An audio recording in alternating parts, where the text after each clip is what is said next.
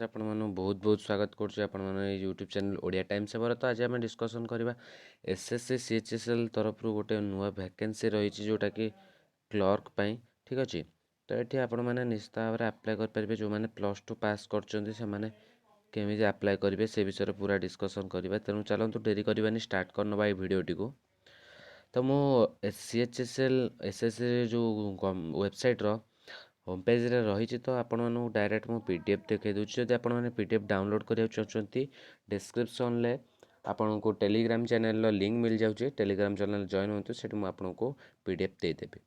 तो डायरेक्ट ये आपण मानू देखै दूँगी यार जो आप्लाय थिला आप्लाय ऑलरेडी 6/11/2020 रु स्टार्ट हो गलानी। आ तार लास्ट डेट अच्छी 15/12/2020 माने 15 डिसेम्बर आपणकर लास्ट डेट होची CHSL SSC apply last date. तापर जदि देखा ये पे स्केल कथा कहवा पे स्केल जो रही आमर लोअर डिविजन क्लर्क तापाई रही 19,900 रु 63,200 जाए पे स्केल रही। ठीक अच्छे तापर आम पोस्टाल आसीस्टाट जदि देखा शॉटिंग आसीस्टाट जो देखा तार जो पे स्केल रही तार 25,500 रु 81,100 जाए रही। डाटा एंट्री ऑपरेटर जदि देखा तापाई रही 29,900 रु 92,300 रही।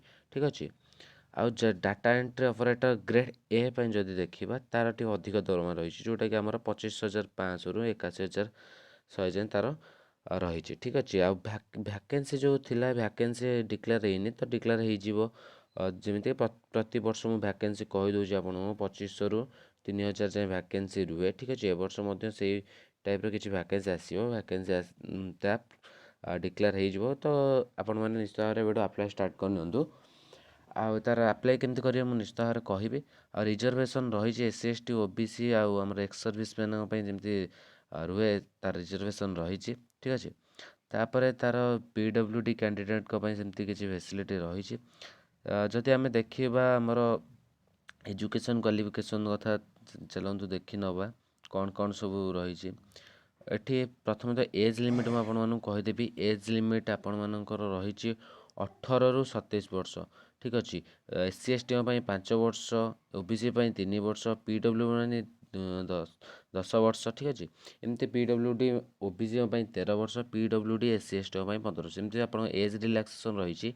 आपण जो आपण मानकर जो 18 रु 27 वर्ष केते भितर होता दरकार 1/1/2021 को आप 18 रु अधिक 18 वर्ष हो जाइथिबा दरकार आउ 27 वर्ष रु कम होइथिबा दरकार। ठीक अच्छे ताल जाइए आपण मैंने इलिजिबल हेबे याको अप्लाई करने। ठीक अच्छे चलतु नेक्स्ट टर्म एंड कंडीशन कौन रही सब देखी नवा। निश्चित भाव में बहुत ही बढ़िया जॉब जोटा कि आपण माने तार जो सिलेबस देखिए सिलेबस आपण मैंने आराम रे आपण मैंने अप्लाई करेंगे बहुत बढ़िया रही। ठीक अच्छे हाउ टू अप्लाई करने आपण मैंने डायरेक्ट तार जो आम रही ssc.nic.in। ठीक अच्छे तो तार वेबसाइट तो हेटी जाइए आपण मैंने माने विजिट करेंगे विजिट कलापर आपण मैंने जदि भी आगु के अप्लाई कर तार आईडी पासवर्ड आपण पाखर थी। ठीक अच्छे निश्चित भाव में आपण मैंने ये गलापर ये आपण मैंने यूजर नेम रे आईडी पासवर्ड ये देकी आपण मैंने लॉगिन करके अप्लाई करेंगे। जदि केमती अप्लाई करने चाहूँ मोबाइल तो जानीपार तो निश्चित भाव में कमेंट करूँ आपको निश्चित भाव में कहीदेवी। ठीक अच्छे तो जब एजुकेशन क्वालिफिकेशन कथा कहि ताहले 12th स्टैंडर्ड आपण मैंने पास करथिबा दरकार बा इक्विवेलेंट 12th स्टैंडर्ड इक्विवेलेंट जहाँ भी आपण पास करथिले चलिबो। ठीक अच्छे तो तापर आपण मैंने अप्लाई करेंगे। जब डाटा एंट्री ऑपरेटर पे आप अप्लाई कर निश्चित भाव में आपण मैंने जो ग्रेड ए रो जो डाटा एंट्री रही आपण मैंने निश्चित भाव में साइंस रे पास करथिबा दरकार आ मैथमेटिक्स आमर गोटे सब्जेक्ट रही दरकार ताहले जाई आपण मैंने अप्लाई करेंगे। ता छड़ा डाटा एंट्री पे जब अप्लाई कर टाइपिंग भल भाव में शिखि दरकार। ठीक अच्छे आउ टू अप्लाई तो जानीपारे केमती अप्लाई करेंगे। तब नेक्स्ट जावा जो एप्लिकेशन फी रही एप्लिकेशन फी विषय आपको कहे जमीक ओबीसी आउ जेनेराल पिला मेल ओबीसी आउ जेनेराल मेल मानक टोटाली 100 टଙ୍କା दबाक पड़ो। आउ एससी एसटी आपणकर अदर फिमेल मानक। ठीक अच्छे एससी आप एससी एसटी हो अदर फिमेल जेकोसी फिमेल मानक अप्लाई करूँ जेकोसी कैटेगोरी फिमेल समस्त फ्री रही। ठीक अच्छे से फ्री रे अप्लाई करेंगे।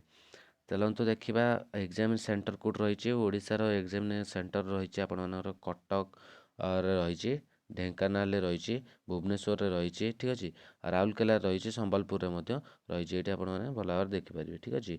ତ ଏକ୍ଜାମିନେସନ୍ ସେଣ୍ଟର ବି ଜାଣିପାରିଲେ ଆମର ବାଲେଶ୍ୱରରେ ମଧ୍ୟ ଏକ୍ଜାମିନେସନ୍ ସେଣ୍ଟର ରହିଛି, ଠିକ୍ ଅଛି। ତାପରେ ଦେଖିନେବା କ'ଣ ରହିଛି ଟର୍ମ ଆଣ୍ଡ କଣ୍ଡିସନ୍। ତାପରେ ଦେଖିବା ଯେଉଁ ସିଲାବସ୍ ରହିଛି ଆପଣମାନଙ୍କ କେମିତି କ'ଣ ଆପଣ ଏକ୍ଜାମ୍ ହେବ। ଆପଣମାନେ ପ୍ରଥମେ ଟାୟାର 1 ଏକ୍ଜାମ୍ ଦେବେ। ଟାୟାର 1 ଏକ୍ଜାମ୍ ଯଦି କ୍ୱାଲିଫାଏ କରିବେ, ଠିକ୍ ଅଛି, ତାପରେ ଆପଣମାନେ ଟାୟାର 2 ଏକ୍ଜାମ୍ ଦେବେ, ଠିକ୍ ଅଛି। ତାପରେ ଆପଣମାନେ ଟାଇପିଂ ଟେଷ୍ଟ କରାଯିବ। ଟାଇପିଂ ଯଦି ଆପଣ ଶିଖିଛନ୍ତି ତାହେଲେ ଆପଣମାନେ ଇଜିଲି ସିଲେକ୍ଟ ହେବେ। ଯେଉଁ ଟାୟାର 1 ରହିଛି ତା'ର କ'ଣ କ'ଣ ପାଟର୍ନ ଆସିବ ଦେଖନ୍ତୁ। ମୁଁ ଆପଣଙ୍କୁ କହିଥିଲି ଯଦି +2ରୁ ଗୋଟେ ବି କିଛି କୋଶ୍ଚିନ୍ ଆସୁନି, ଠିକ୍ ଅଛି, ଆପଣମାନେ ଏଠି ଦେଖିପାରୁଥିବେ ଇଂଲିଶ ଲାଙ୍ଗୁଏଜରୁ 25ଟା କୋଶ୍ଚିନ୍, ଜେନେରାଲ୍ ଇଣ୍ଟେଲିଜେନ୍ସରୁ 25ଟା କୋଶ୍ଚିନ୍, ଠିକ୍ ଅଛି, ଆଉ କ୍ୱାଣ୍ଟିଟେଟିଭ୍ ଆପ୍ଟିଚ୍ୟୁଡ଼ରୁ ଆସିବ 25ଟା କୋଶ୍ଚିନ୍, ଜେନେରାଲ୍ ଆୱାରନେସ୍ରୁ 25ଟା କୋଶ୍ଚିନ୍। ଟୋଟାଲ୍ ଆପଣମାନଙ୍କର ଏତିକି କୋଶ୍ଚିନ୍ ଆସିବ 25 ଲେଖାଏଁ ସବୁଠାରୁ 4ଟା ସେଟ୍ରୁ 100ଟି କୋଶ୍ଚିନ୍ ଆସିବ, ଠିକ୍ ଅଛି। ଟୋଟାଲ୍ 200 ମାର୍କର ଏକ୍ଜାମ୍ ହେବ, ଠିକ୍ ଅଛି। Per question 2 mark. ଯଦି ଆପଣମାନେ ଭୁଲ ରହୁଛି ତାହେଲେ ଆପଣମାନଙ୍କର ଗୋଟାକୁ 0.50 ମାର୍କ କଟିବ, ମାନେ ହାଫ୍ ମାର୍କ କଟିବ, ମାଇନସ୍ ମାର୍କିଂ ଗୋଟେକୁ, ଠିକ୍ ଅଛି। ଠିକ୍ ହେଲେ 2 ମାର୍କ, ଠିକ୍ ଅଛି। ତାହେଲେ 4ଟା ଭୁଲ ଆପଣମାନଙ୍କର ଗୋଟେ କୋଶ୍ଚିନ୍ର ମାର୍କ କଟିଯିବ, ଠିକ୍ ଅଛି। ଆଉ ତାପରେ ଏଠି ଦେଇଦେଲା ତାର ସିଲାବସ୍ ଦେଇଦେଲା। ସିଲାବସ୍ ଆପଣମାନେ ଟାୟାର 1 ପାଇଁ ଯାହା ବି ଅଛି, ଇଂଲିଶ ହଉ, ଜେନେରାଲ୍ ଇଣ୍ଟେଲିଜେନ୍ସ ହଉ, ସମସ୍ତଙ୍କର ସିଲାବସ୍ ସବୁ ଦେଇଦେଇଛି। ତାପରେ ଆପଣମାନେ ଏଠି ସିଲାବସ୍କୁ ଦେଖିକି ପ୍ରିପେୟାର ହେଇପାରିବେ। ଟାୟାର 2 ପାଇଁ ମଧ୍ୟ ଡେସ୍କ୍ରିପ୍ଟିଭ୍ ପେପର୍ ରହିବ, ଟାୟାର 2 100 ମାର୍କର, ଠିକ୍ ଅଛି। ଆପଣ ଯେମିତିକି ଏସେ ରାଇଟିଂ ହଉ, ଏମିତି ସବୁ ଡେସ୍କ୍ରିପ୍ଟିଭ୍ର ଆସିବ, ଆପଣ ଅବଜେକ୍ଟିଭ୍ ନୁହେଁ। ତା ଟାୟାର 3ରେ ଆପଣମାନେ ସ୍କିଲ୍ ଟେଷ୍ଟ କରାଯିବ, ଯେଉଁଟାକି ଟାଇପିଂ ଟେଷ୍ଟ, ଠିକ୍ ଅଛି। ଆପଣମାନେ ଟାଇପିଂ ଶିଖିଥିବା ଦରକାର, ତେଣୁ ଆପଣମାନେ ଡାଟା ଏଣ୍ଟ୍ରି ଅପରେଟରରେ ମଧ୍ୟ ସୁଯୋଗ ପାଇବେ ଯଦି ଟାଇପିଂ ଶିଖିଥିବେ। ଅଧିକ ମାନେ ଦରମା ସେଥିରେ ରହିଛି। ଆଉ ଯଦି କିଛି ଡିଟେଲ୍ସ ଜାଣିବାକୁ ଚାହୁଁଛନ୍ତି ନିଶ୍ଚିତ ଭାବରେ PDF ଆପଣମାନଙ୍କୁ ଟେଲିଗ୍ରାମରେ ମିଳିଯିବ। ଟେଲିଗ୍ରାମରେ ଯାଆନ୍ତୁ, ଜଏନ୍ ହେଇଯାଆନ୍ତୁ, ଠିକ୍ ଅଛି। ଆପଣମାନେ ସେଠି ଜଏନ୍ ହେଇଗଲା ପରେ ନିଶ୍ଚିତ ଭାବରେ PDF ପାଇଯିବେ।